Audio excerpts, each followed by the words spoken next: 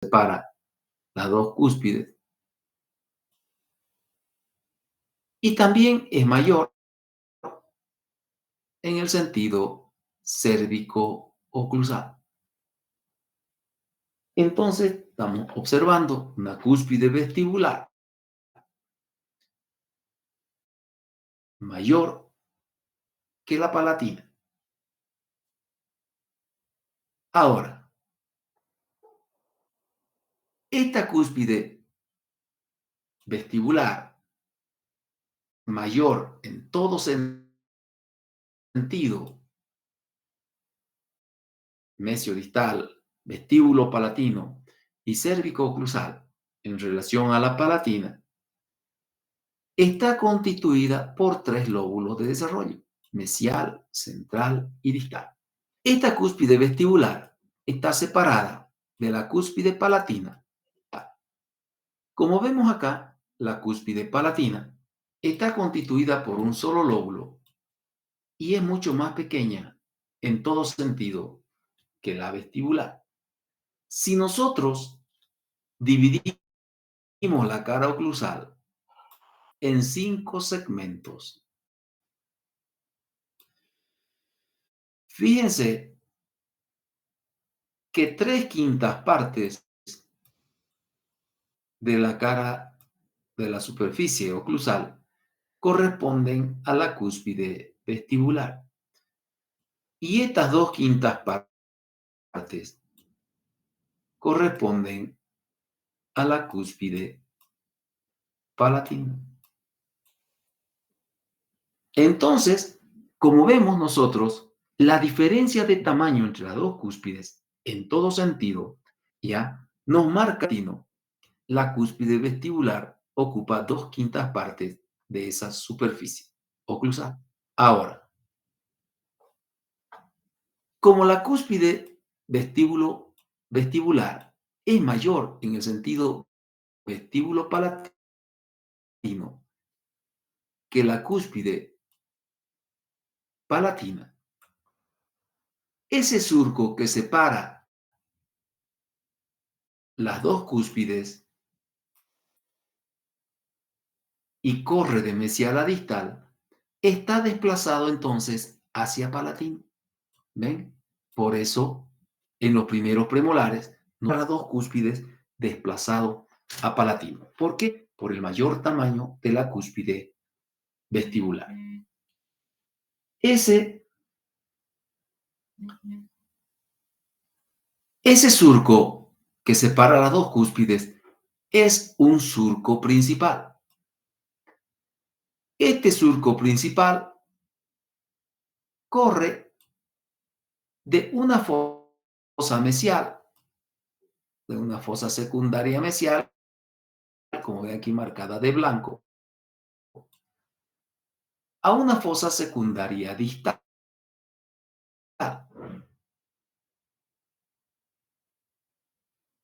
¿Ya? Entonces, ¿qué estamos viendo acá? Que en oclusal del primer premolar superior encontramos dos fosas secundarias unidas por un surco principal. Una fosa secundaria mesial y una fosa secundaria distal. De estas fosas secundarias, como ven ustedes, nacen surcos secundarios hacia los ángulos mesio-vestibular y disto-vestibular. Estos son surcos largos porque la cúspide tiene mayor tamaño.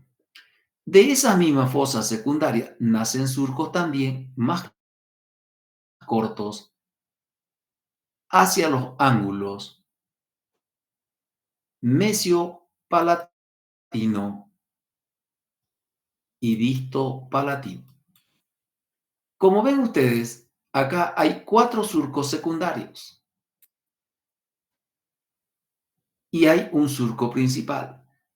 Ese surco principal y los surcos secundarios forman el aspecto de una letra H, pero fíjense ustedes que las ramas que dan a vestibular son más largas que las ramas que dan a palatino. Eso por la diferencia de tamaño cúspide. Ahora, este surco principal que corre de esta fosa secundaria mesial a esta fosa secundaria distal, o si quieren verlo acá, las fosas están con amarillo. Este surco principal mide de 3 a 3,5 milímetros. Esa es la medida que tiene este surco principal que separa las dos cúspides del premolar. ¿Y qué significado tiene este surco principal que mide de 3 a 3,5 milímetros? Es la reliquia de unión de estos lóbulos vestibulares con el lóbulo palatino.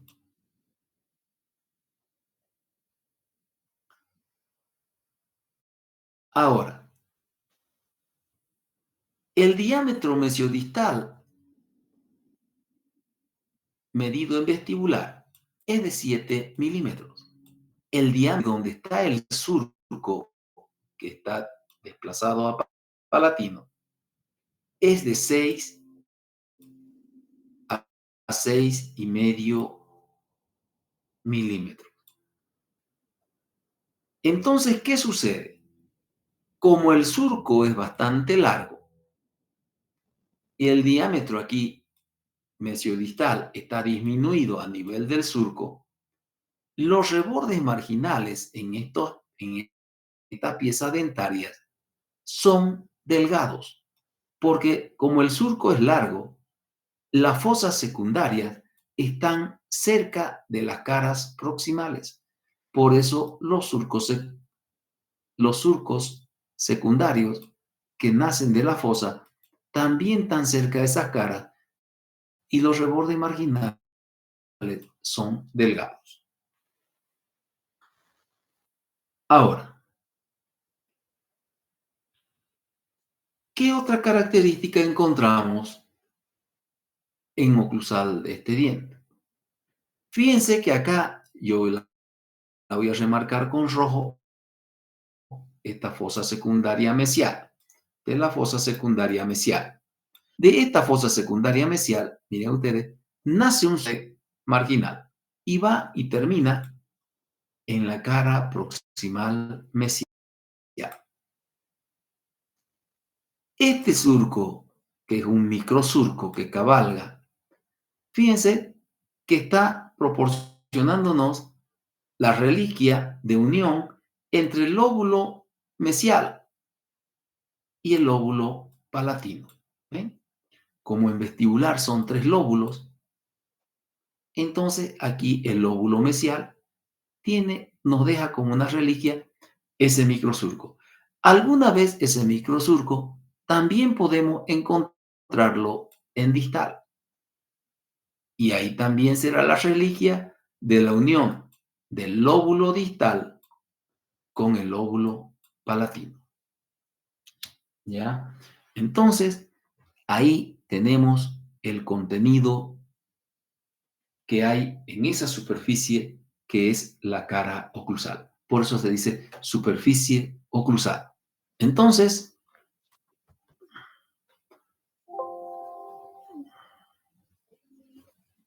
cuando nosotros describimos los elementos que en ella existen, recién después de describir la cara oclusal, nosotros describimos las caras laterales. Y aquí tenemos la cara libre vestibular. Como ven, se parece a la del canino, pentagonal, pero es más corta y más estrecha.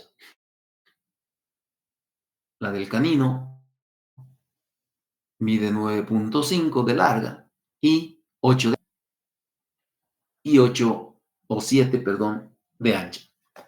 Entonces, tiene su similitud en su forma, pero es más pequeña, más estrecha. Y podemos describir también cada uno de sus lados.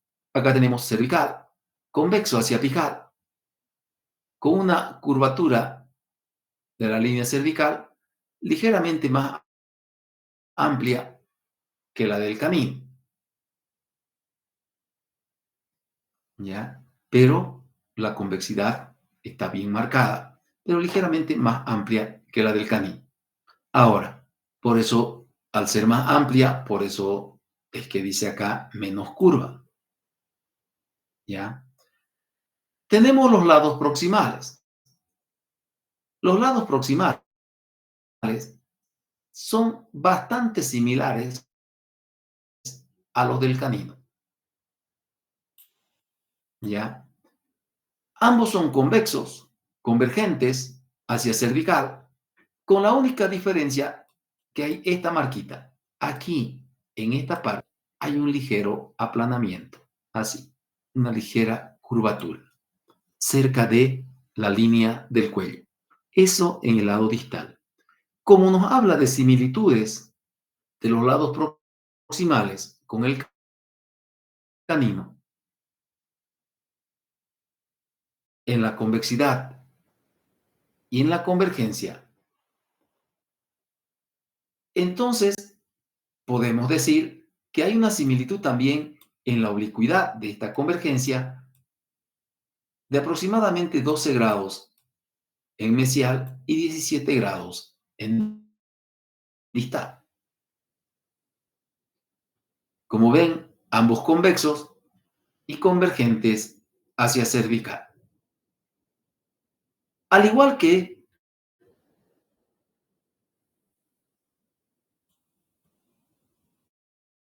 en el canino,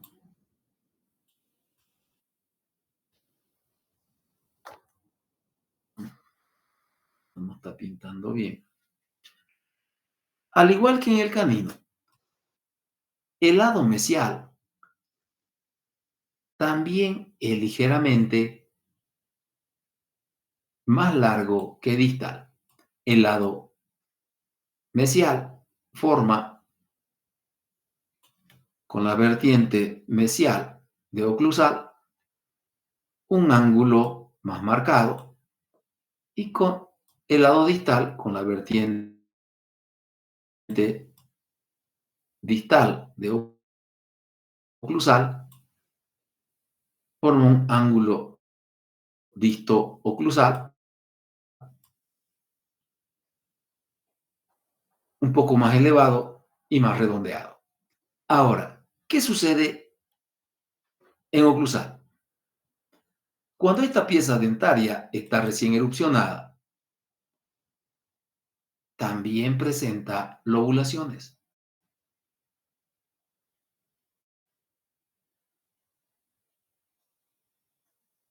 También presenta lobulaciones. Una vez que entra en contacto con el antagonista, aparecen las lobulaciones porque desaparecen las escotaduras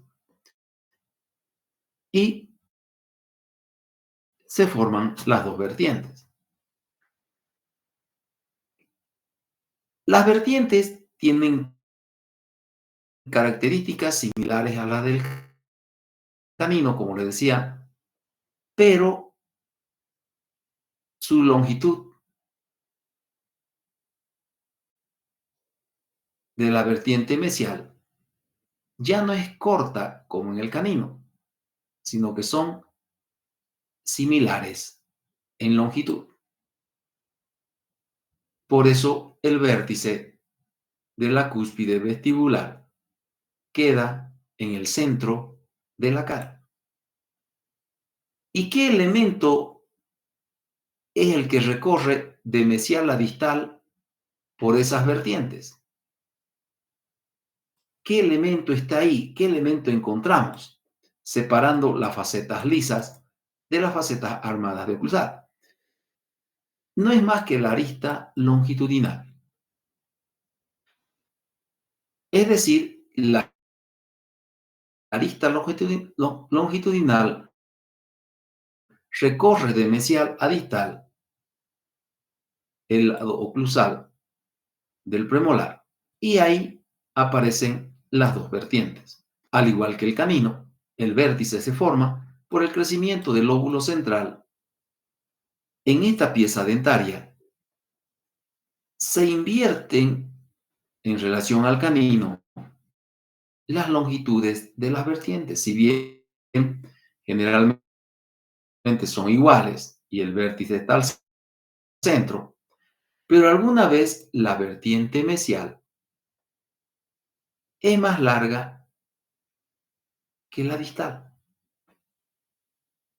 Así. Y entonces el vértice de la cúspide queda desplazado a distal. ¿Ya?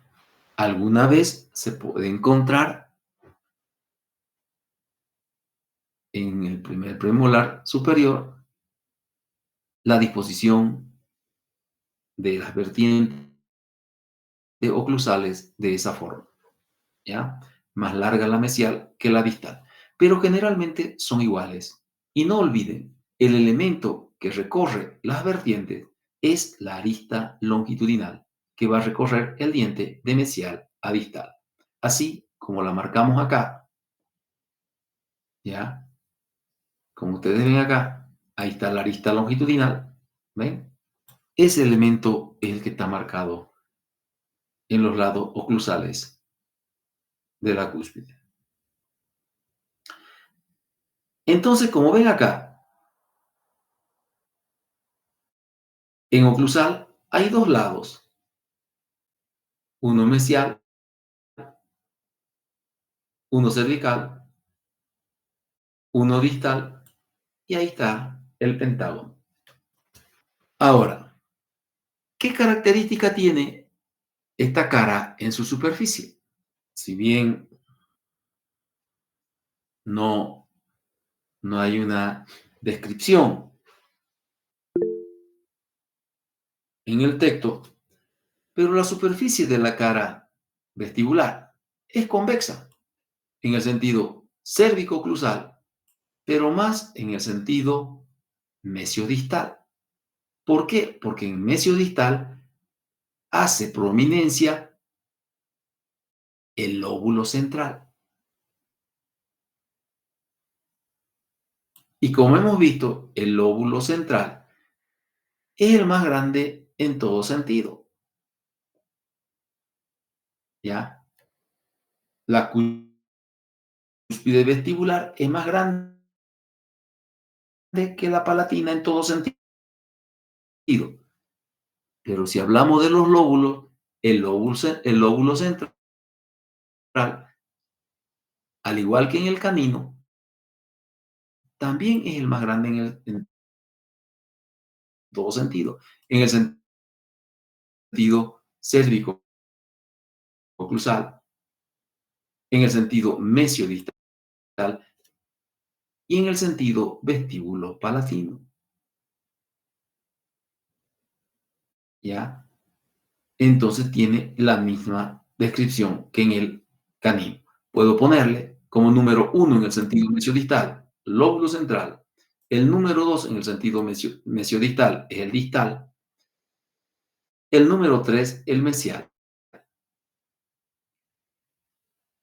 En el sentido cérvico-oclusal, el número 1 seguirá siendo el central. El número 2 será el mesial y el número 3 el distal. ¿Por qué? Porque hay una pequeña elevación en el ángulo distal y eso hace que el lado distal sea más corto que el mesial y automáticamente el lóbulo distal también es más pequeño. Y si nosotros vemos acá en el sentido vestíbulo palatino, Vemos también que el lóbulo central es el más grande, ¿ya? El lóbulo mesial, el segundo, y el lóbulo distal, el tercero. ¿Por qué? Por la oblicuidad de distal. Entonces, al igual que en el canino, el lóbulo central es el más grande de todos. Como les decía, la cara vestibular en su superficie convexa en ambos sentidos, pero más convexa en el sentido mesiodistal que en el sentido cérvico-oclusal. ¿Por qué? Por la prominencia del lóbulo central. Los tres lóbulos de desarrollo, el mesial, el central y el distal, están separadas por dos depresiones que nacen en esas dos pequeñas escotaduras que hemos visto en vestibular a nivel de la cúspide. Las dos depresiones, también al igual que en el canino, son divergentes.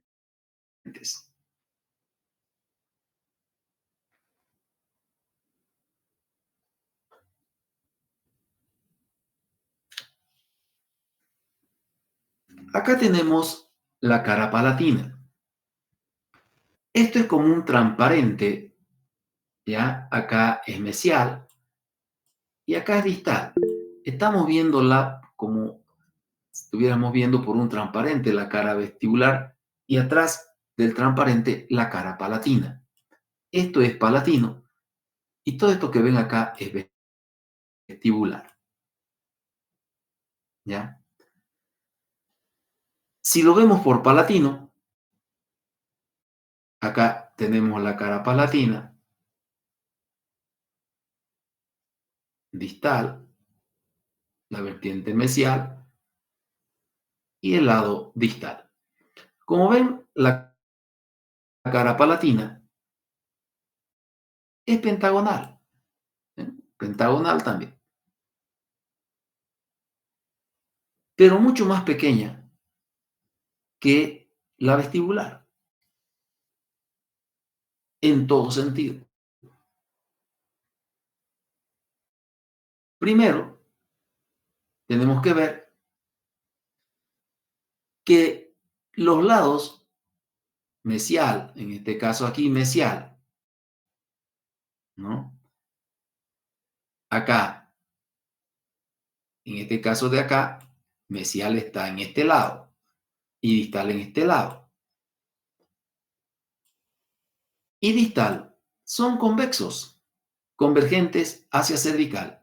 Cervical tiene una curvatura bien estrecha, convexa hacia apical, una curvatura bien marcada. Ahora, ¿dónde está la diferencia? La diferencia está en las vertientes oclusales. ¿Qué sucede a nivel de los lados oclusales en la presencia de esas vertientes? Es la distal y la más corta, la mesial. ¿Ven? Acá la más cortita, la mesial y la más larga, la distal. Entonces, ¿qué sucede? Así como nosotros teníamos, presten atención a esto, así como ya vimos que distal de la cara oclusal es mucho más oblicuo que mesial y que eso desplaza la cúspide palatina hacia mesial, cuando nosotros vemos la vertical más larga que la mesial, entonces esta vertiente distal es más larga que la mesial.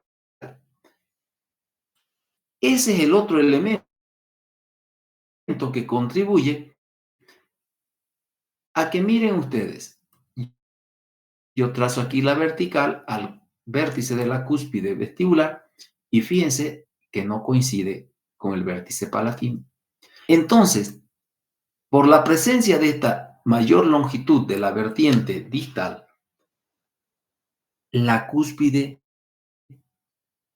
más se observa más desplazada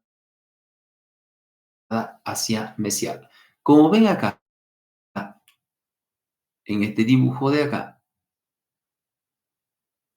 yo tengo aquí el vértice de la cúspide vestibular, pero fíjense el vértice de la cúspide palatina, ¿dónde está? Lo mismo pasa aquí, lo mismo pasa aquí, ¿ven? Entonces, ¿qué sucede? ¿Cuáles son esas cima del primer premolar superior esté desplazada a mesial? Primero, la mayor oblicuidad del lado distal, de la vertiente distal de la cúspide palatina. Esos dos son los elementos que... Ahora, fíjense ustedes que la cúspide palatina es convexa en ambos sentidos. Tiene una convexidad bastante regular porque tiene un solo lóbulo. Es más convexa que la cúspide vestibular. Pero, ¿dónde tenemos diferencias? Que la cúspide vestibular, como vamos a ver enseguida, tiene la mayor prominencia aquí en cerviginencia en la mitad de la cara, equidistante de cervical y de oclusal. Y como el lóbulo es convexo y redondeado, entonces la prominencia está en el centro de ese lóbulo. ¿Entendieron? ¿Entendieron o ya se durmieron? Sí, doctor. Entendimos. ¿Qué pasó? ¿Todos están durmiendo? No, No, doctor. doctor.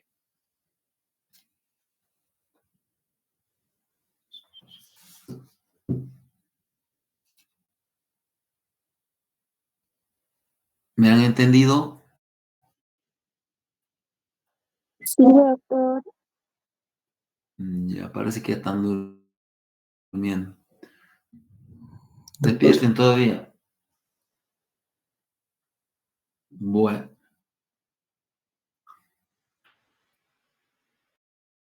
Acá tenemos las caras proximales. Las caras proximales, como ven ustedes, tienen la forma de un trapecio asimétrico. Miren, aquí tengo una base. Acá tengo otra base. Aquí tengo un lado. Aquí tengo un lado vestibular. Y aquí tengo el lado palatino. Como ven, la figura es de un trapecio, pero como sus lados son desiguales, por eso se dice trapecio asimétrico. ¿Ya? Entonces el trapecio asimétrico tiene acá un ancho de 9 milímetros, ¿ya? Y una altura de 8. O sea, es más ancho que alto. La base mayor del trapecio nos muestra la línea cervical. La línea cervical en los premolares ya no es tan marcada como en los incisivos y caninos. Es apenas convexa hacia oclusal, pero siempre, siempre mesial más profundo que distal. Ahora, tenemos el lado vestibular y el lado palatino.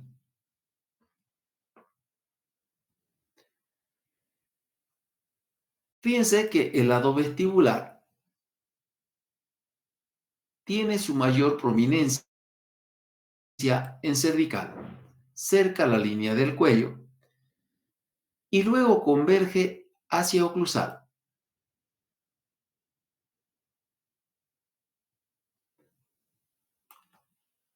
El lado palatino tiene su mayor prominencia en la mitad de la cara, equidistante de cervical y de oclusal, convergiendo más distante de cervical, converge hacia cervical y converge hacia oclusal. Como ven, la convergencia de vestibular es más larga que la convergencia de palatino, pero palatino es más oblicuo que vestibular. Por eso, al igual que en los incisivos y caninos superiores, las cúspides también, así como el borde incisal está desplazado a vestibular, las cúspides también están desplazadas a vestibular por la mayor oblicuidad de palatino. Ahora, esos son tres lados del trapecio. Veamos qué hay en la base menor de este trapecio. Y en la base menor del trapecio encontramos estos elementos en esos lados oclusales. Dos vertientes. Son vertientes completamente desiguales. Miren, la vertiente vestibular, esta es la vertiente vestibular más larga, la vertiente palatina más corta, la vertiente vestibular más oblicua, más inclinada, que la vertiente palatina. ¿Por qué es más inclinada y más oblicua la vertiente vestibular? Porque la cúspide vestibular es más larga.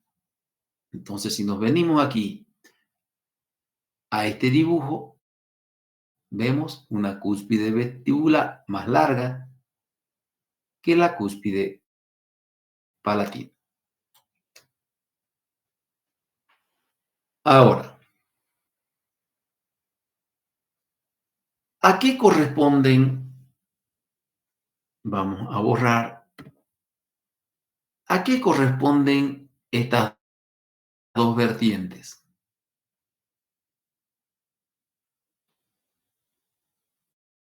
Esta vertiente vestibular y esta vertiente palatina. ¿A qué parte de la cúspide corresponden esas vertientes? Si yo dibujo, si ustedes recuerdan, bueno, no todos todavía, no todos han visto, pero a ver, vamos a tratar de ubicarlos. Si yo dibujo la cara oclusal de este diente acá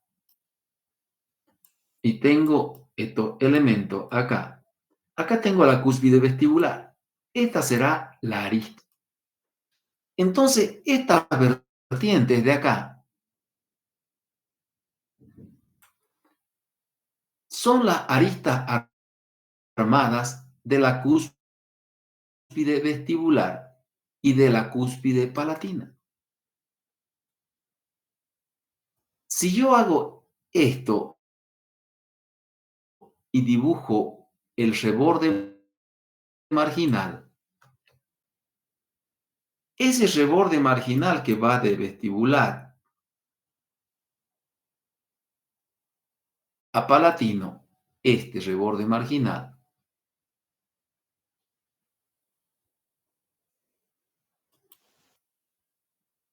¿y qué queda en medio del reborde marginal y de la arista armada? Voy a encontrar esta superficie que son las facetas armadas. Entonces, cuando yo miro un premolar o un molar, en este caso, un primer premolar, por proximal a nivel de oclusal, yo tengo que ver esto, la arista armada que forman las vertientes vestibular y palatina. Tengo que ver el reborde marginal que va de vestibular a palatino. Y entre el reborde marginal y la arista armada tengo que ver las facetas. Todo eso junto se llama acento circunflejo. El acento circunflejo es ese acento que se utiliza, se lo llama en algunos idiomas como el francés, como el portugués, que no sé si han visto alguna vez una palabra en francés que lleva un elemento así, como un sombrerito, ¿no? Por esa similitud se lo llama acento circunflejo. Entonces, cuando uno observa por proximal un premolar o un molar, observamos ese acento circunflejo formado por la arista armada, la faceta armada y el reborde marginal, ¿ya? Las dos vertientes son lo que dan la apariencia de ese acento circunflejo, pero en su conjunto lo denominamos acento circunflejo o media luna. Entonces, todo eso es lo que se observa en los premolares y también en los molares cuando uno observa. La vertiente vestibular es más larga porque la cúspide vestibular es mayor en el sentido vestíbulo-palatino. Pero aquí, en esta parte más inclinada, más profunda, ¿qué nos está marcando esta vertiente? La presencia del surco y de las fosas. Ahí, en ese lugar. Como el surco está más cerca de Palatino, entonces esta vertiente es más larga que esta vertiente. ¿Entendieron?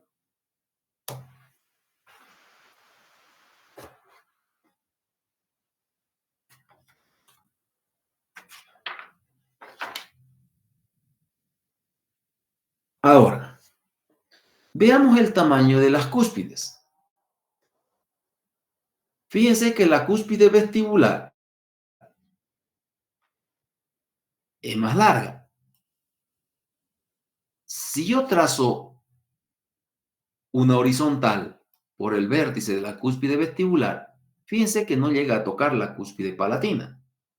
Pero si yo trazo otra línea que una los vértices de la cúspide vestibular y el vértice de la cúspide palatina, fíjense que se nota la diferencia. El de la cúspide vestibular y el de la cúspide palatina, con la horizontal se forma un ángulo de aproximadamente 10 grados. Estos 10 grados que se forman es porque entre la cúspide vestibular y la palatina hay una diferencia de 1 a 2 milímetros. Es decir, que la cúspide vestibular es más larga que la palatina con 1 a 2 milímetros. ¿Ya? Ahora, ¿cómo es la superficie de esta cara, de estas caras proximales? En la cara proximal mesial, esta es la cara proximal mesial. Si ustedes se recuerdan, cuando dibujamos la cara oclusal o cuando estamos hablando, nace un surco que cabalga,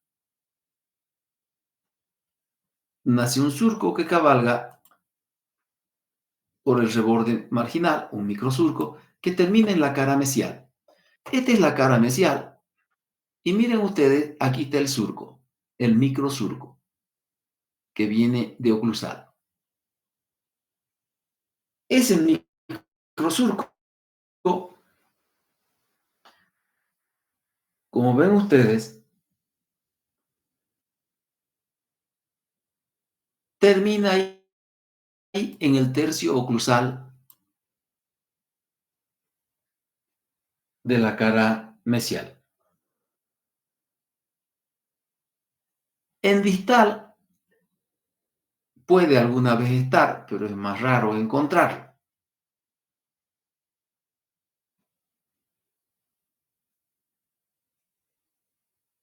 La cara proximal mesial es convexa en el tercio oclusal y parte del tercio medio, pero en el tercio cervical tiene un aplanamiento, una concavidad que se extiende hasta la raíz. Si hay una sola raíz, formará un canal. Pero si hay dos raíces, ese aplanamiento se extiende hasta la bifurcación de las raíces. En cambio, en la cara distal hay su diferencia.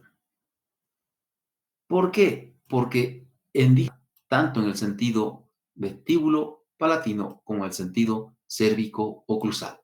Entonces nosotros cuando tallamos el diente tenemos que tener cuidado que en mesial y cervical hay un aplanamiento marcado que se tiende a la raíz del diente.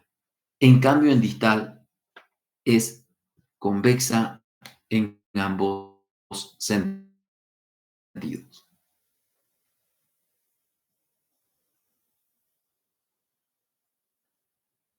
Ahora, como ven acá está la diferencia de tamaño entre las dos cúspides, continuarse hasta la bifurcación de la raíz, y en distal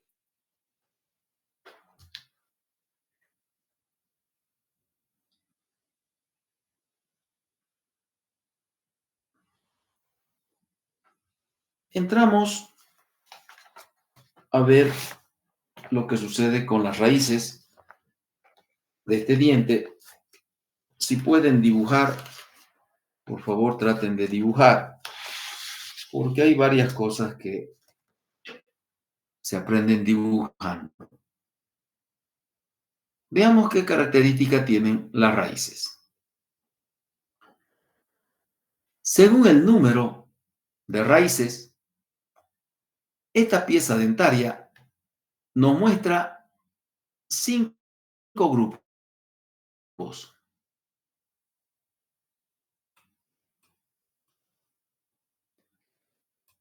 Entonces, en esta pieza dentaria, según el número de raíces, podemos observar estos 5 grupos. El primer grupo, con dos raíces bien diferenciadas, bien separadas desde cervical, completamente separadas. Así, con dos raíces separadas, este diente, o con dos raíces bien bifurcadas, si quieren, o diferenciadas, lo podemos encontrar en un 21.9%. El segundo grupo presenta también dos raíces, pero fíjense que están bifurcadas en el tercio apical.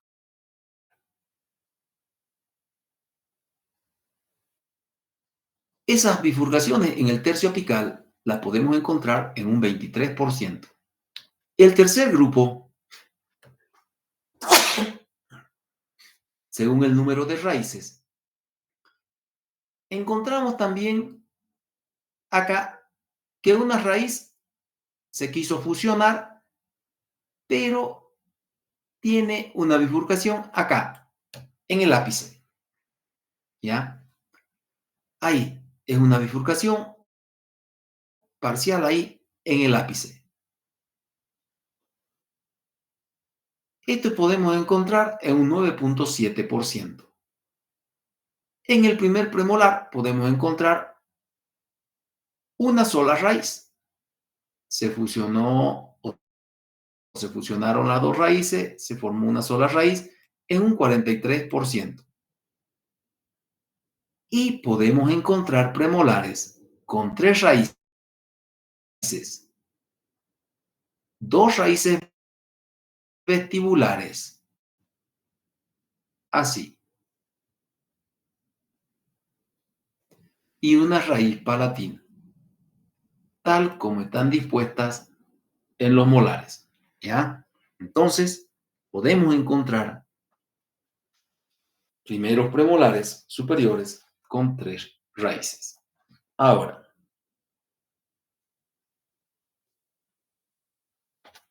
¿qué otras características encontramos en las raíces aparte del número? La forma.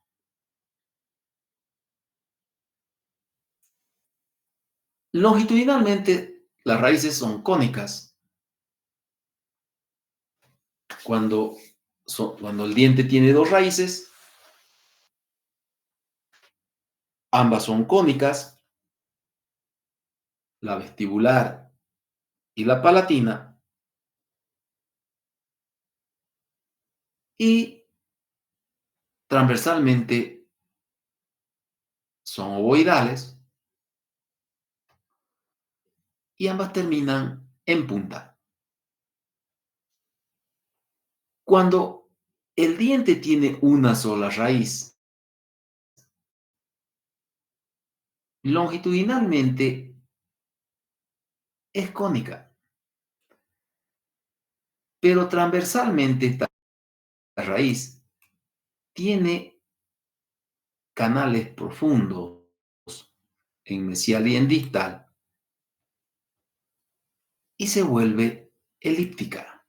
Entonces, cuando tiene 2 raíces son cónicas ovoidales.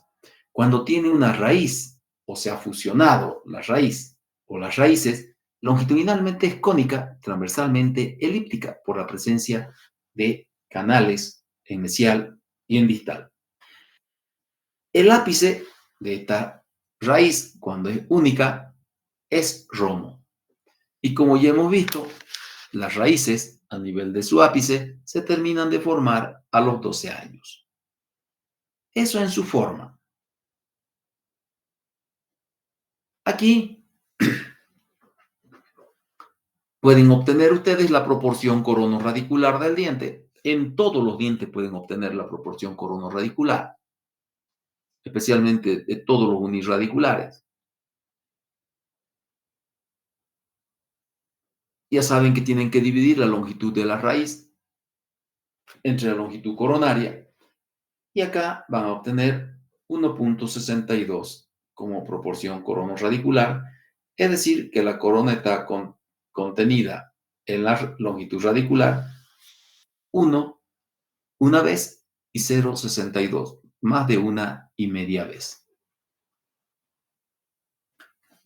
¿Cómo podemos encontrar las 2 raíces? Por si acaso en su texto, en alguna parte dice la raíz vestibular y la raíz distal. No hay raíz distal en este diente, por si acaso. Ya hay raíz vestibular y hay raíz palatina. Cuando son 2 raíces, una está en vestibular y la otra está en palatina. Estas que ven aquí, como ven aquí ustedes, aquí hay 2 raíces. ¿Por qué se ven las 2 raíces? Porque las estoy viendo por proximal. Pero si yo dibujo el diente por vestibular, voy a ver una sola raíz y detrás está la otra, si es más pequeña. Hay veces que la raíz palatina es más larga y se ve, ¿no? Entonces, o pueden ser al mismo tamaño y no verse tampoco.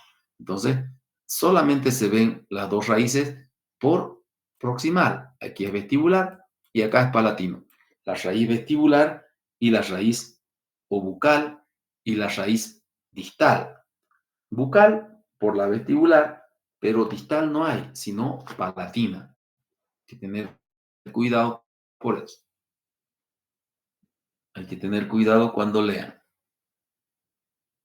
Ahora, ¿qué características presentan las raíces? Podemos encontrar las raíces iguales en su longitud, tanto la vestibular como la palatina, iguales. Podemos encontrar la raíz vestibular, como ven acá, más larga que la palatina. ¿Ven?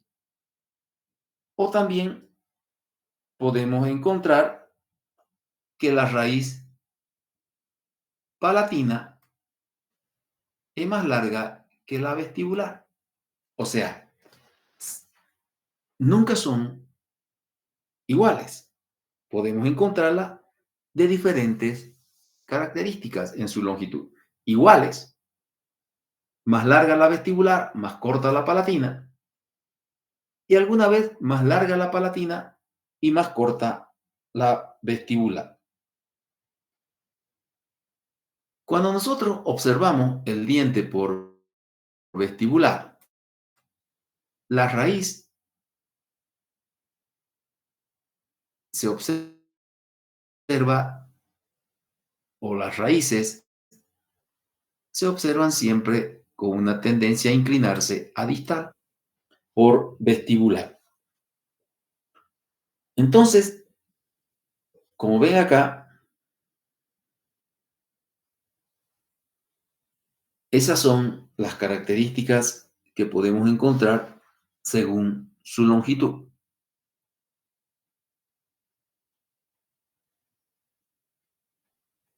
Ahora, cuando existe una sola raíz, ¿cómo podemos encontrar este diente?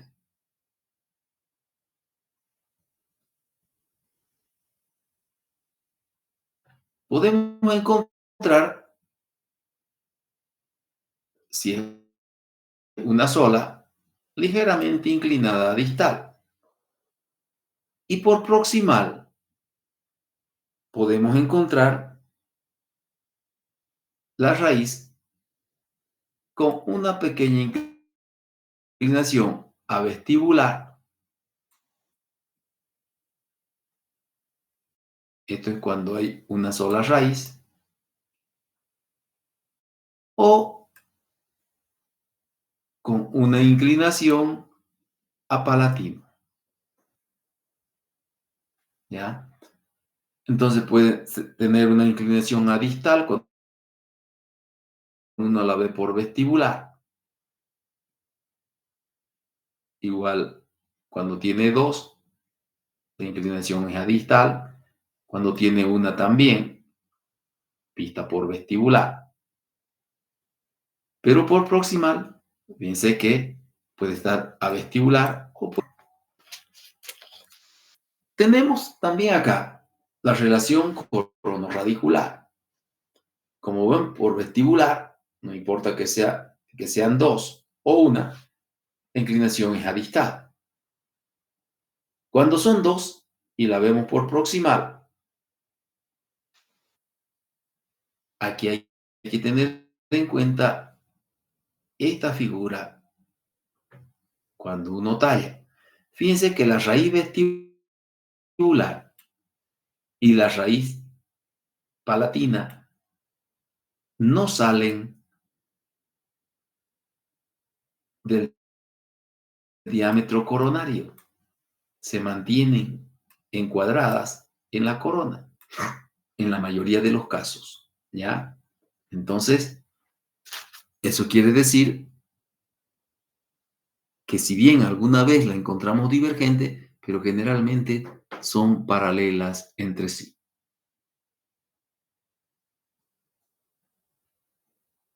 ¿Qué característica podemos encontrar en este diente a nivel de la dirección de las raíces y los conductos? Aquí es que tenemos un montón de variaciones.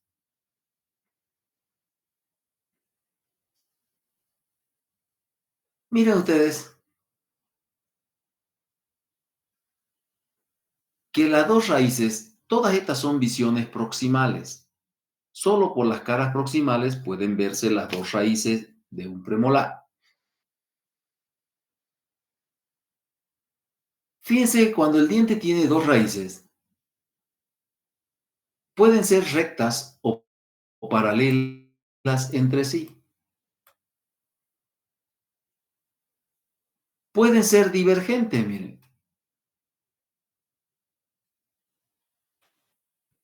separadas y divergentes. pero también pueden ser convergentes, mire.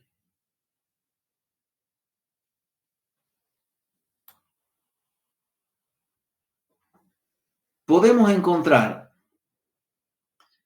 la raíz vestibular recta, como ven acá, recta,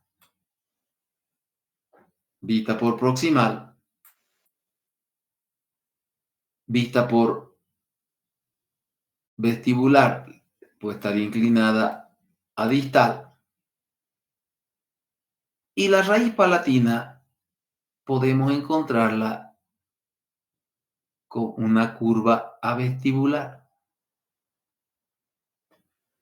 Entonces, si quieren ver un dibujo más grande, puedo verla recta a la vestibular y la palatina con una ligera curva avestibular. En este caso de acá, fíjense que la raíz palatina es recta y la raíz vestibular puede estar inclinada a palatino.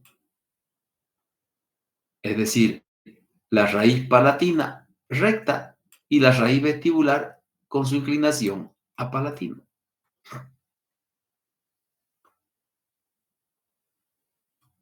Esta es una de las situaciones que se encuentra en la mayoría de los casos. Por eso la raíz palatina es más fácil de tratar.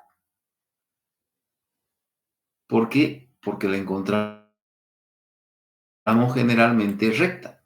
En cambio, la raíz vestibular la encontramos con una curva hacia palatino. Entonces podemos encontrarla.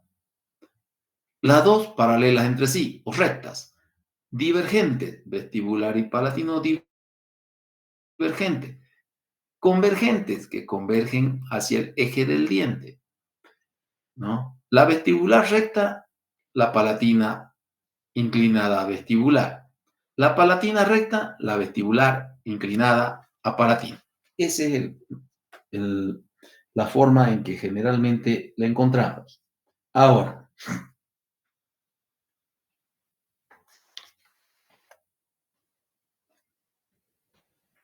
acá tenemos el caso de premolares con una sola raíz.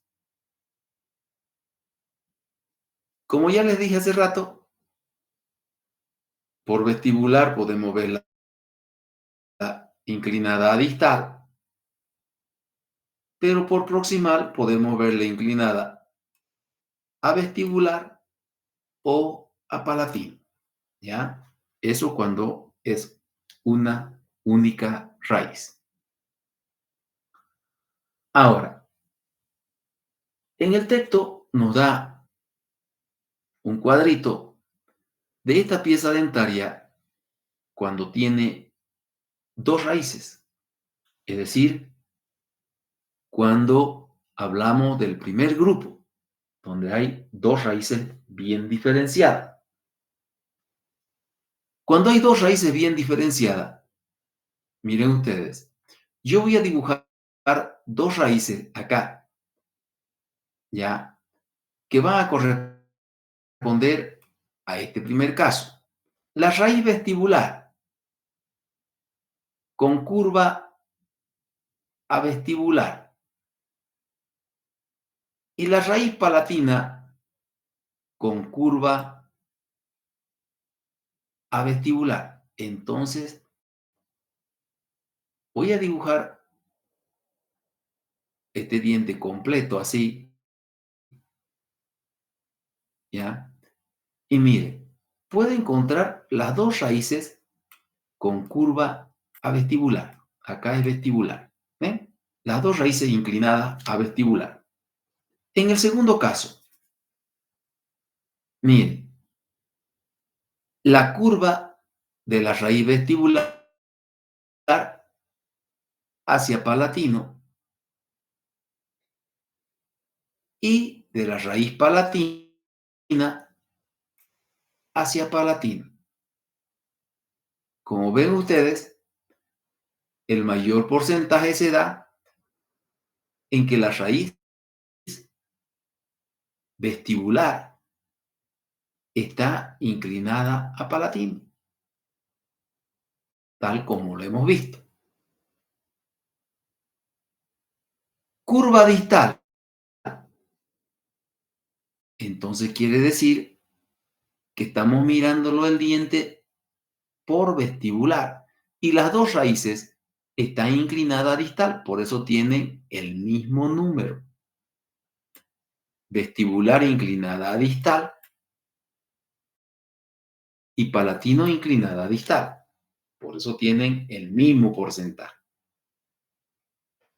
Ahora, acá la raíz vestibular recta y la raíz palatina recta. Fíjense que el mayor porcentaje de raíces rectas la tiene la palatina. Y si venimos acá, el mayor porcentaje de curva palatino lo tiene la raíz vestibular. Y si nosotros nos venimos aquí, ¿qué dice aquí? La raíz vestibular curva a palatino o encorvada a palatino y la palatina recta en la mayoría de los casos, ¿no? Memorícense, la raíz vestibular encorvada a palatino, el mayor porcentaje de raíces palatinas recta y el mayor porcentaje de raíz vestibular con encorvadura. Se dice que esa forma de raíces, esa dirección de las dos raíces es la más normal de encontrar.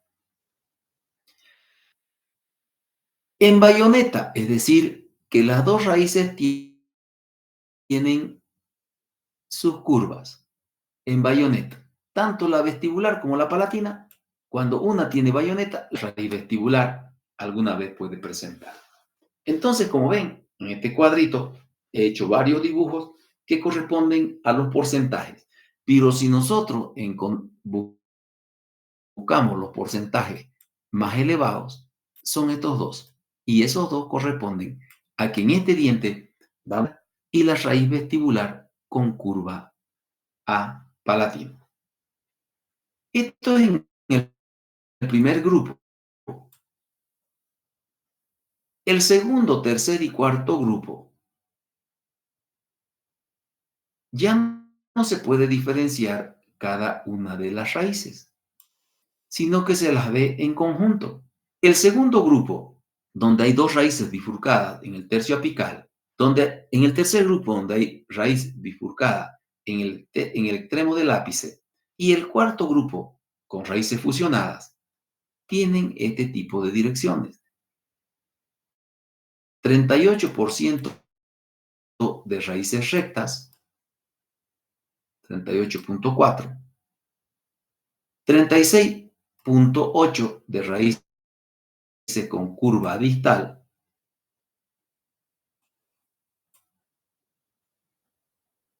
14.4 con curva a vestibular y 2.4 con curva a palatino. Entonces, estos corresponden al segundo, tercer y cuarto, porque es raro encontrar, y otro porque las raíces tendrían que verse una por una, y eso vamos a verlo cuando hablemos de los molares superiores. Entonces, como ven,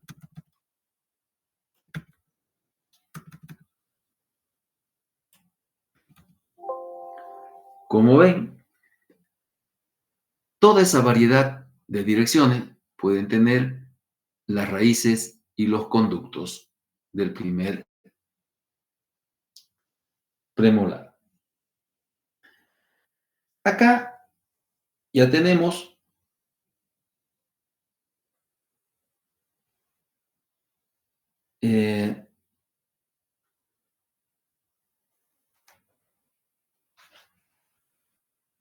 lo que es la cavidad pulpar.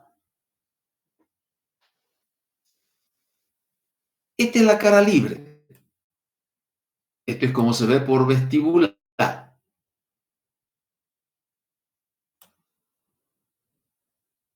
Hemos cortado el diente en el sentido mesiodistal.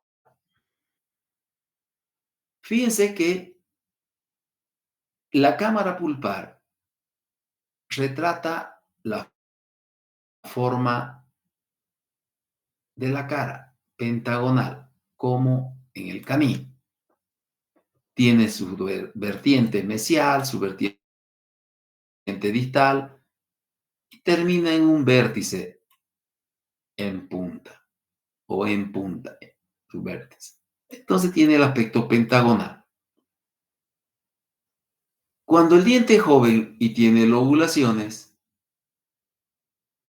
también esta cámara puede tener sus pequeñas lobulaciones, así, ¿ya?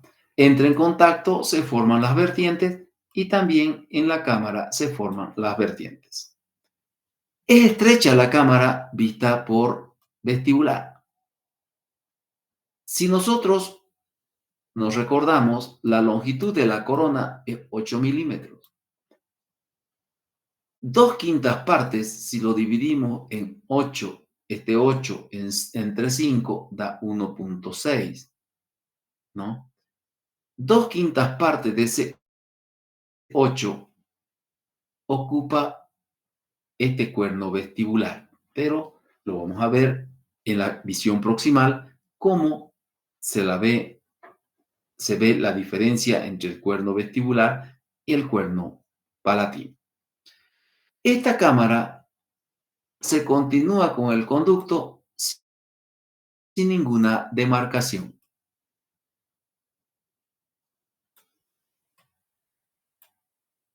Entonces, la cámara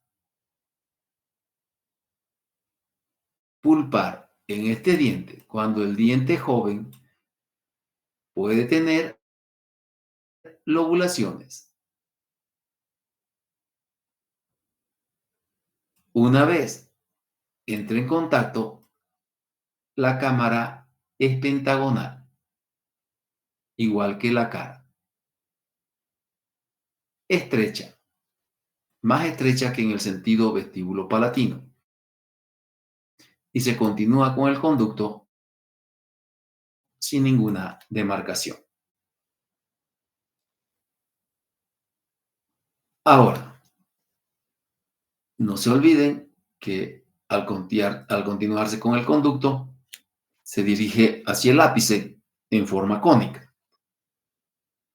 Pero eso vamos a ver cuando hablemos del conducto.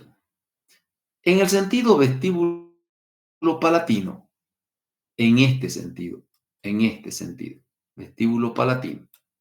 Aquí observamos la cámara amplia. Como aquí tiene cara oclusal,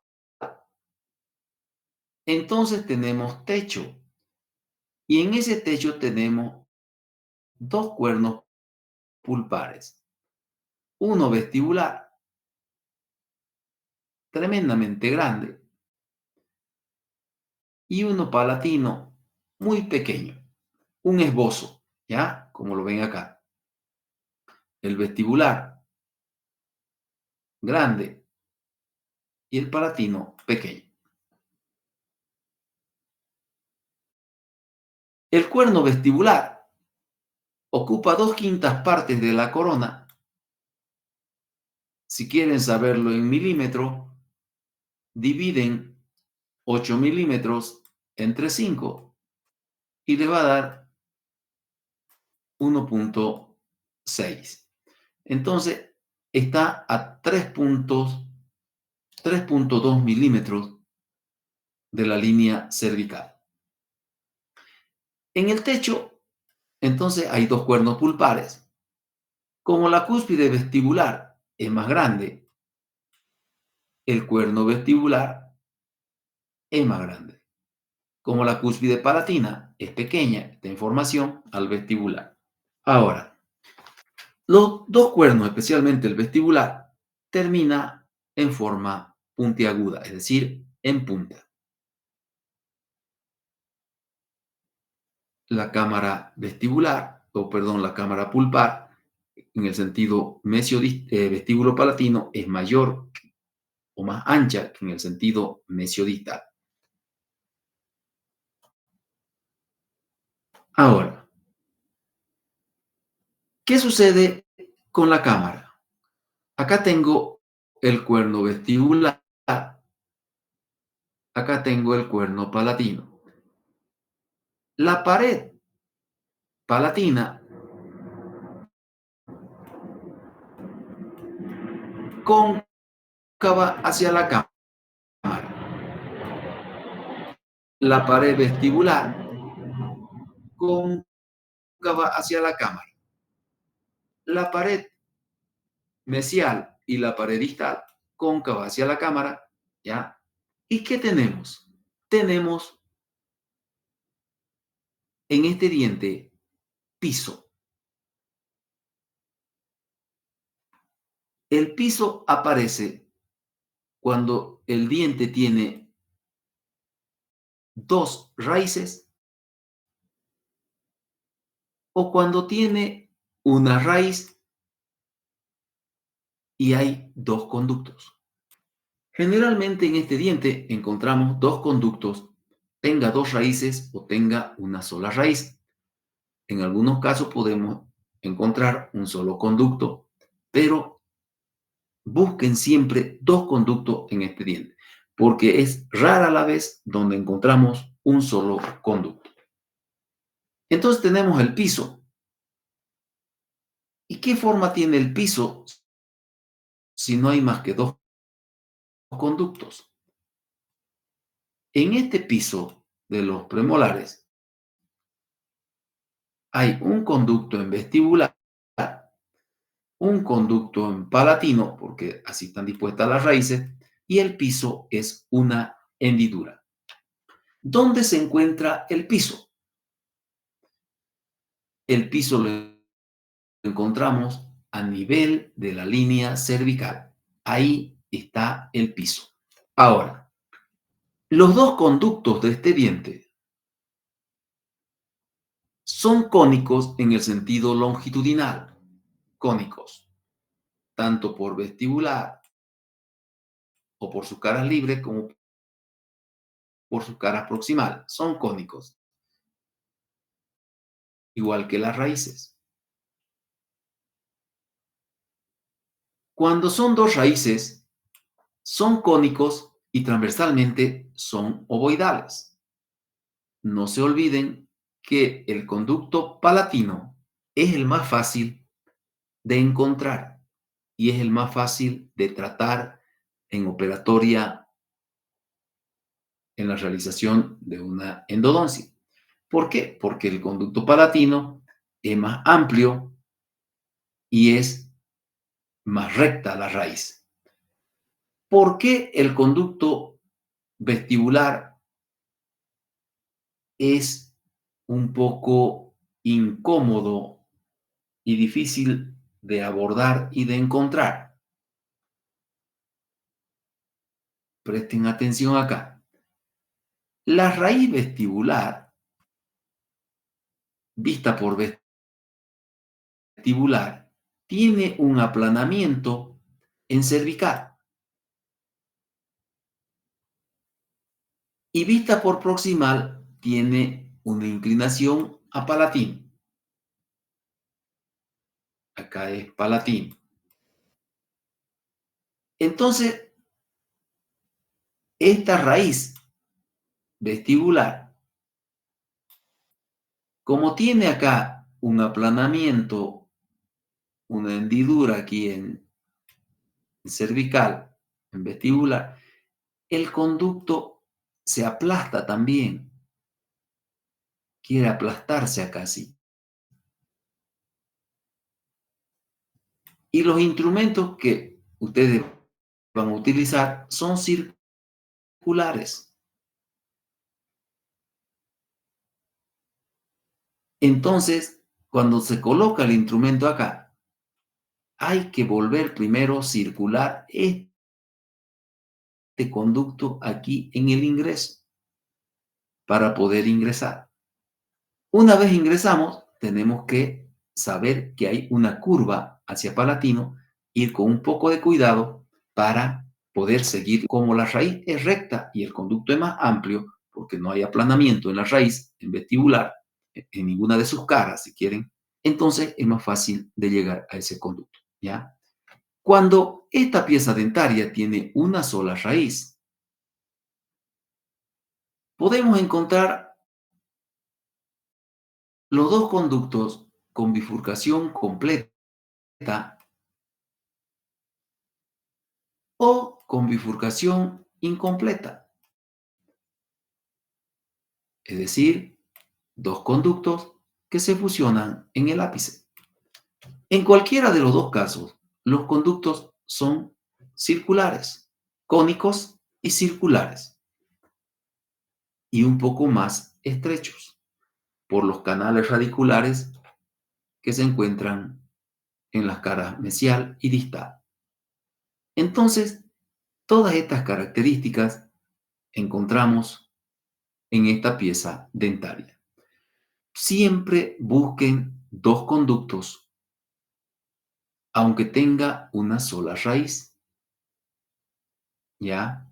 Siempre busquen eso. Cuando hay un solo conducto, cuando esta pieza dentaria tiene un solo conducto, el conducto lo encontramos en el centro del piso.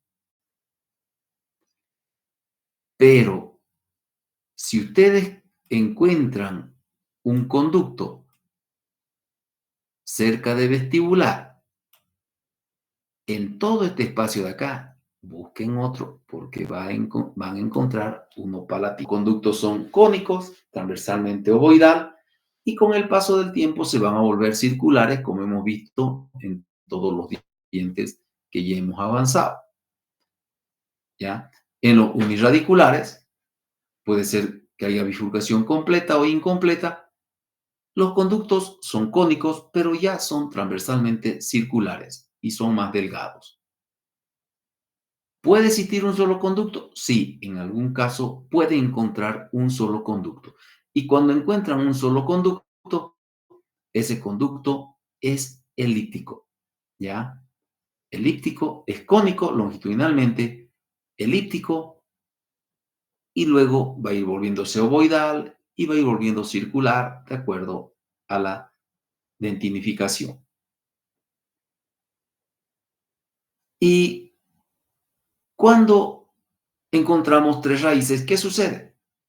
Dos raíces son vestibulares y una raíz es palatina. Entonces habrán dos conductos en vestibular, uno por raíz y un conducto en palatino, tal como se presentan en los molares. Pero, ¿cuál es la diferencia? Que las raíces en estas piezas dentarias, cuando son tres raíces, una está un poquito detrás de la otra y la otra un poco detrás, así. No hay una disposición bien diferenciada. Por eso cuando se encuentra uno con estos dientes con tres raíces, los conductos lo pueden encontrar así, medio en una fila, pero curva, ¿ya? Por la disposición de las raíces. Esas son las características que podemos encontrar en estas piezas dentarias. ¿Qué cambio hay con el paso de los años? Cuando el diente es joven, la cámara, los conductos, todo es amplio y hay una facilidad única para realizar los tratamientos. Empieza la dentinificación en una persona más adulta y lo primero que desaparece es el cuerno palatino. Este cuerno palatino desaparece, ¿ya? El vértice, ese vértice desaparece y la cámara se redondea así, ¿ya? Empiezan a haber calcificaciones en las paredes, se empieza a ver calcificaciones. La cámara se va reduciendo, miren acá ya desapareció el cuerno vestibular, incluso el palatino, y la cámara empieza a calcificarse. Acá desaparece la cámara, miren. El conducto se estrecha, se vuelve filiforme y puede obliterarse. O sea que también hay que observar en este diente la diferencia que hay entre un diente joven y un diente adulto. Hay que observar, fíjense ustedes que los cuernos que eran largos y llegaban casi a la mitad de la corona, fíjense, ya están en cervical. Entonces, cuando nosotros observamos un diente así y observamos la radiografía y vemos que aquí está la cámara y el conducto así está estrecho, es que ya ha habido una calcificación que ha reducido la cámara y el conducto por el proceso de dentinificación. Entonces tienen que llegar hasta ahí, hasta ese lugar, para realizar el tratamiento. Todas estas cosas ustedes tienen que aprender a diferenciar para realizar un tratamiento de estas piezas dentarias. Aquí, como ven, con diferentes tipos de raíces, rectas, divergentes, convergentes, etc. El segundo grupo, bifurcación el tercio apical, toditos con dos raíces y con dos conductos. ¿Ven? La tercera, bifurcación en el ápice, todos tienen dos conductos. ¿Ven? El cuarto grupo, fusionamiento, una sola raíz. Miren, también con dos conductos. ¿Ya? Entonces,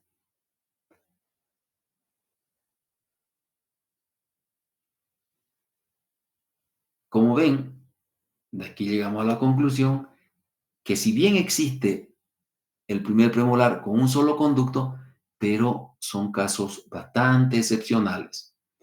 Yo les contaré que solamente he encontrado hasta ahora 3 primeros premolares con un solo conducto. ¿Ya? Estos son los cortes transversos, como ven, raíces ovoidales, elípticas, si es única, ¿no? Y los conductos que van cambiando de forma de acuerdo a la calcificación. Un solo conducto, ¿sí? Miren, aquí hay un solo conducto amplio, está en el centro. En cambio, cuando son dos conductos, uno está en vestibular y el otro está en palatino. Ahí termina el primer premolar.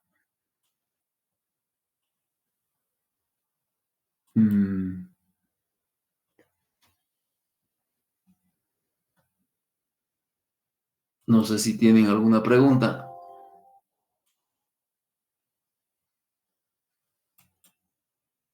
Doctor, Sí. cuando hay alguna raíz única, ¿hay la probabilidad de que haya un triple conducto? Cuando hay que Cuando solo hay una raíz. puedan haber 3 conductos, Sí. no. Tienen que haber 3 raíces para que hayan 3 conductos. Ya. No pueden haber 3 conductos habiendo una sola raíz o 2 raíces. Tiene que haber 3 para que suceda eso. ¿Alguna otra pregunta?